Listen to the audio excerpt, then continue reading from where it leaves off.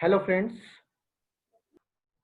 आज आपण बघणार आहोत बिझनेस कम्युनिकेशनचं युनिट 1 त्यातील काही पार्ट. आणि आपल्या युनिटचं नाव आहे इंट्रोडक्शन ऑफ बिझनेस कम्युनिकेशन.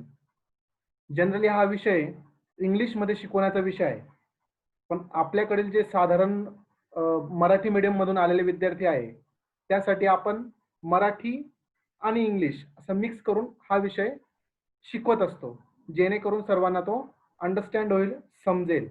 हा, तर आपण पुढे जाऊयात आणि याच्यामध्ये काय काय आज आपल्याला शिकायचं आहे ते बघूयात. तर आपल्याला आज शिकायचं आहे meaning, definition, characteristics, importance of communication.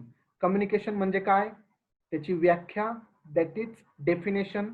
Characteristics, कॅरेक्टरिस्टिक्सला सिनॉनिम आहे फीचर्स, आणि आपण त्याला मराठी भाषेत म्हणतो वैशिष्ट्ये. त्याचे वैशिष्ट्य काय, त्याचे कॅरेक्टरिस्टिक्स काय, आणि त्यानंतर त्याचं इम्पॉर्टन्स. इम्पॉर्टन्सला आपण म्हणतो सिग्निफिकन्स, आणि मराठीत आपण त्याला म्हणतो त्याचे महत्व. What is the significance of business communication, what is the importance of the business communication, आपण हे आज बघणार आहोत. तसा हा एकदम सोपा विषय मी पहिल्या सांगितल्यानुसार. तर तुम्हाला कम्युनिकेशन म्हणजे काय माहिती असतं, तुम्ही रोज संवाद करायला आपण कम्युनिकेशन म्हणतो. मग त्याचे महत्व काय आहे की तुम्हाला एकमेकाशी बोलण्यासाठी, संवाद करण्यासाठी कम्युनिकेशन गरजेचं आहे. कोणत्या ऑर्गनायझेशन मध्ये कम्युनिकेशन गरजेचं आहे, त्याच्याशिवाय ऑर्गनायझेशन चालू शकते का, नाही चालू शकत. तर आपण आज सगळं बघणार आहोत. तर सगळ्यात पहिले आपण आज बघणार आहोत meaning. The communication, firstly we learn what is mean by communication. Communication म्हणजे काय, तर तुम्ही डिक्शनरी मध्ये बघितलात तर the exchanging of information by speaking, writing और using some other medium. Information exchange करणे. आता मी तुमच्याशी माझ्याकडची इन्फॉर्मेशन एक्सचेंज करतोय म्हणजे काय झालंय, कम्युनिकेशन झालं. किंवा तुम्ही तुमच्या घरामध्ये तुमची काहीतरी इन्फॉर्मेशन एक्सचेंज करताय.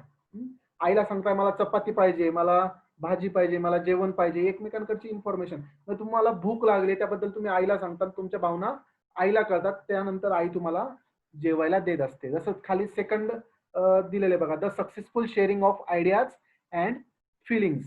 जसं की आता आपल्यापैकी कोणाला भूक लागली तर आपण लगेच आईला काय सांगतो, आई मला भूक लागली आहे, जेवायला दे. आईशी काय केलं आपण, कम्युनिकेशन, आपलं इन्फॉर्मेशन, आपलं जे म्हणणं आहे, आपली फिलिंग्स आहे, आयडियाज आहे, त्या आईकडे शेअर केल्या. मग आईने आपल्याला जेवायला दिलं. मग काय झालं, आपल्या आई आणि आपल्यामध्ये काय झालं, कम्युनिकेशन झालं. त्याला म्हणतात संवाद.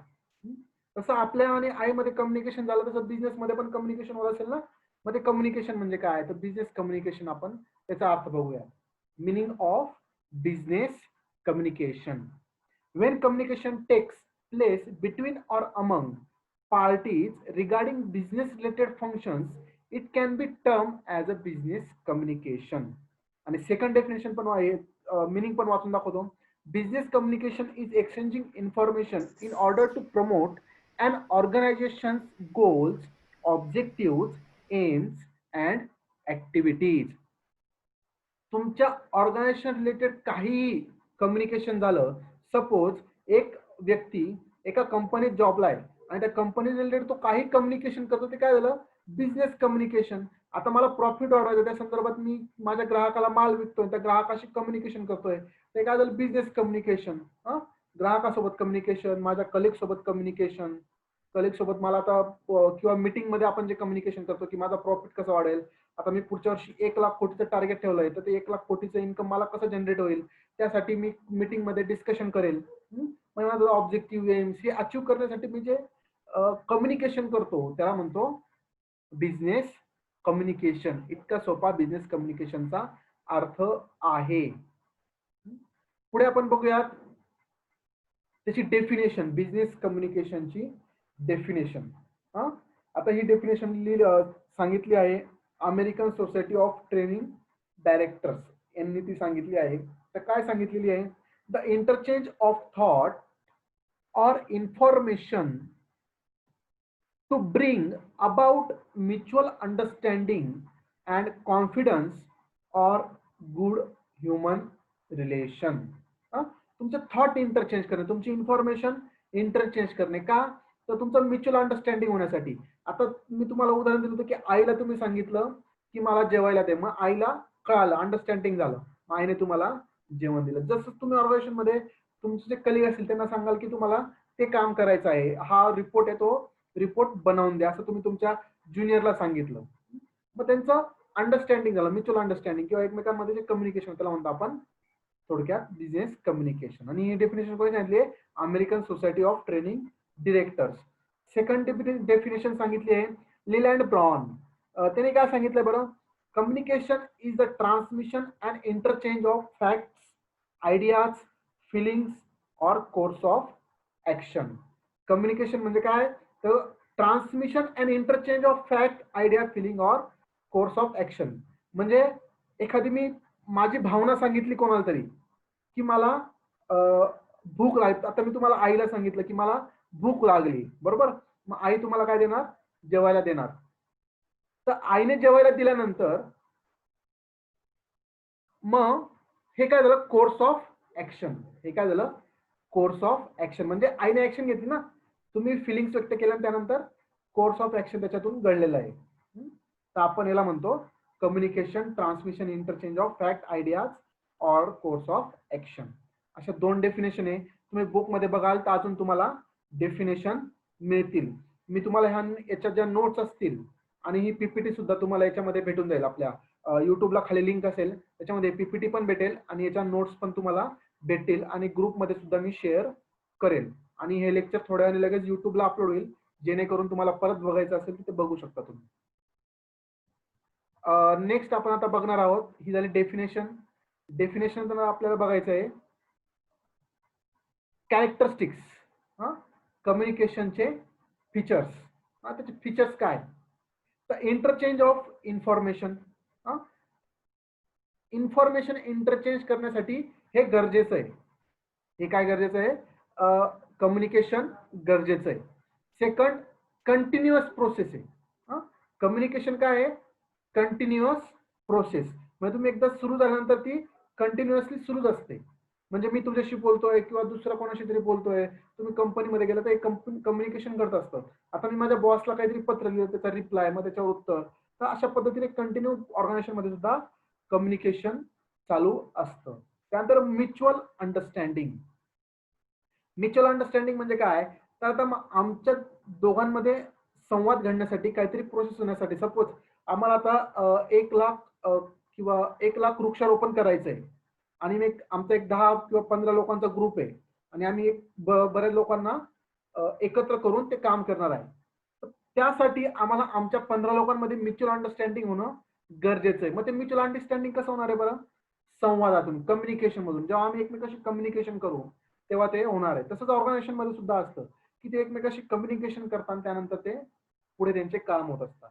त्यानंतर रिस्पॉन्स और रिॲक्शन सुद्धा आपण याला म्हणतो की एखाद्याने प्रतिक्रिया दिली की सपोज आता मी वर्गामध्ये एका विद्यार्थ्याला सांगितलं की बस बाबा इथे बस तू या बेंचवर, पहिल्या बेंचवर. तो विद्यार्थी मी सांगितल्यानंतर त्याचं काय असणार? त्याच्यावर रिॲक्शन. तो तिथे पहिल्या बेंचवर जाऊन बसणार. हे काय झालं? Response and reaction. त्यानंतर हे काय आहे? Universal function. युनिव्हर्सल म्हणजे सगळीकडे वापरलं जाणारं, सगळीकडे लागू असणारं हे फंक्शन आहे.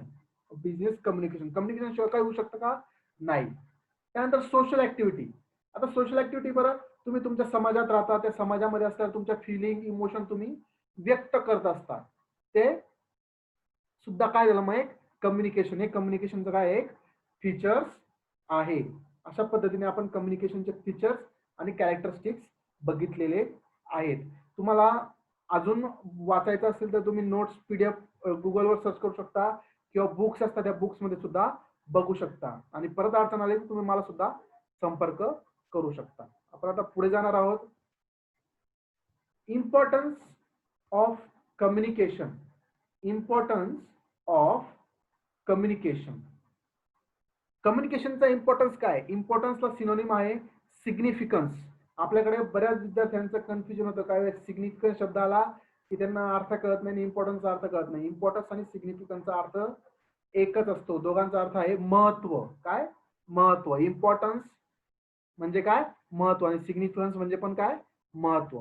तर कम्युनिकेशनचं महत्व काय? Importance of communication. तर सगळ्यात पहिलं काय आहे? Size of organization. आता तुम्ही ह्या काळात बघताय की दिवसेंदिवस कंपन्यांचं साईज वाढत चालली आहे. रिलायन्स कंपनी तुम्ही आता बघत असाल की ती एक छोटी कंपनी नंतर मोठी मोठी आज जगातील एक नावाजलेली कंपनी, टॉप 10 मध्ये ती असणारी एक कंपनी झालेली आहे. भारतातली 1 नंबरची असलेली ती कंपनी झालेली आहे. साईज ऑफ ऑर्गनायझेशन दिवसेंदिवस वाढत आहे. मग हे सगळं ती कंपनी चालवण्यासाठी मग त्यांना काय गरजेचं आहे? Business communication. त्यांच्याकडे कम्युनिकेशन नसेल तर तेवढं मोठं ऑर्गनायझेशन चालवू शकता का? ह्यूज ऑर्गनायझेशन आहे तर ते चालवू शकता का? नाही. त्यासाठी त्यांना कम्युनिकेशन असणं गरजेचं आहे. मग ते कम्युनिकेशनची चेन असू शकते. मॅनेजर असेल, मॅनेजरच्या खाली असिस्टंट मॅनेजर असतील, मग ते असिस्टंट मॅनेजर त्यांच्या वर्करकडनं काम करून घेत असेल, असं कम्युनिकेशनचं चॅनल असेल. मग ते साईज ऑफ ऑर्गनायझेशन किती वाढते? मग ते कम्युनिकेशनच्या चॅनल थ्रू त्यांचं कम्युनिकेशन होत असतं. तुम्ही SYBCom मध्ये शिकला असाल, BM मध्ये, तर level of management. Level of management काय आहे? टॉप मॅनेजमेंट, मिडल मॅनेजमेंट आणि लोअर लेवल मॅनेजमेंट. मग यांच्यामध्ये सुद्धा काय असतं? कम्युनिकेशन. टॉप लेवलचे काहीतरी निर्णय घेता, मग मिडल लेवलचे त्याचं इम्प्लिमेंट करण्यासाठी सांगता, टॉप लेवलचे मिडल लेवलला सांगता, मिडल लेवलचे लोअर लेवलला इम्प्लिमेंट करण्यासाठी सांगत असतात. म्हणजे काय झालं? कम्युनिकेशन. त्यानंतर growing importance of human relation. आज तुम्ही बघता की कंपन्यांमध्ये ह्युमन रिसोर्स खूप महत्व दिलं जातं. त्याच्यावर कंपन्या लाखो रुपये, करोड रुपये खर्च करत असतात की जेणेकरून आपल्याकडचे लोक जास्त स्किल होतील, आपल्याला जास्त आउटपुट मिळेल. मग यासाठी काय केलं जातं? तर त्यांना ट्रेनिंग द्यायचं, यासारख्या गोष्टी होत असतात आणि त्यांना कम्युनिकेशन सुद्धा त्यांचं सुधरत असतं. आणि या सगळ्या गोष्टी कशातून होणार आहे? कम्युनिकेशन म्हणून. त्याच्यामुळे कम्युनिकेशन गरजेचं आहे. त्यानंतर पब्लिक रिलेशन्स. आता एखादी सरकारी अधिकारी आहे, त्या सरकारी अधिकाऱ्याला पब्लिक रिलेशन असणं गरजेचं आहे आणि त्याचे रिलेशन असतील तरच त्याला पब्लिकचे प्रॉब्लेम कळलं, तो सॉर्ट आउट करू शकेल. आणि हे केव्हा घडू शकतं? कम्युनिकेशन. कधी घडू शकतं? कम्युनिकेशनच्या माध्यमातून. तसंच ऑर्गनायझेशन मध्ये त्यांचे सुद्धा पब्लिक रिलेशन असणं गरजेचं आहे, तरच ते पुढे जाऊ शकतात. नंतर ऍडव्हान्स इन बिहेवियरल सायन्स. आता तुम्ही बघता की सायकोलॉजीचं सायन्स पुढे गेलंय. यासारखं अनेक गोष्टी तुम्ही त्याच्यामध्ये बघत असता. सायकोलॉजी असेल, सोशोलॉजी असेल, फिलॉसॉफी असेल, स्पिरिच्युअलिझम असेल, यासारख्या गोष्टींमध्ये बराच ऍडव्हान्सपणा आलेला पाहतो आपण. तर ह्या गोष्टी ऍडव्हान्स केव्हा होऊ शकतात? जेव्हा कम्युनिकेशन त्यांच्यामध्ये घडेल आणि आपल्याला समोरची सायकोलॉजी समजण्यासाठी त्याचं आपल्याला कम्युनिकेशन सुद्धा करणं गरजेचं आहे. त्याची सोशोलॉजी म्हणा, सायकोलॉजी म्हणा, त्याची फिलॉसॉफी. आता एखादी व्यक्तीची फिलॉसॉफी आहे तर तत्वज्ञान तो काय सांगतोय ते समजण्यासाठी सुद्धा आपल्याला कम्युनिकेशन गरजेचं आहे. त्यानंतर टेक्नॉलॉजिकल ऍडव्हान्स. आजचा आपण काळात बघतो की मोठ्या प्रमाणात टेक्नॉलॉजिकल ऍडव्हान्समेंट होत आहे. कम्प्युटरचं युग आहे, बरंच कॉन्फरन्स वगैरे आपण ऑनलाईन करतो. आता मी सुद्धा तुम्हाला ऑनलाईन शिकवत आहे, तर याच्यामध्ये सुद्धा कम्युनिकेशनचं महत्व आहे. नंतर ग्रोथ ऑफ ट्रेड युनियन्स. आता तुम्ही बघता की सुरुवातीला ट्रेड युनियन जेव्हा सुरू झाल्या तेव्हा एकदम कमी प्रमाणात होत्या. आता दिवसेंदिवस वाढत चालली आहे, त्यांची संख्या पण वाढत चालली आहे, त्यांच्यामधले असलेले जे मेंबर आहेत त्यांची पण संख्या वाढत चाललेली आहे. तर हे सगळं टिकून राहण्यासाठी काय गरजेचं आहे? कम्युनिकेशन.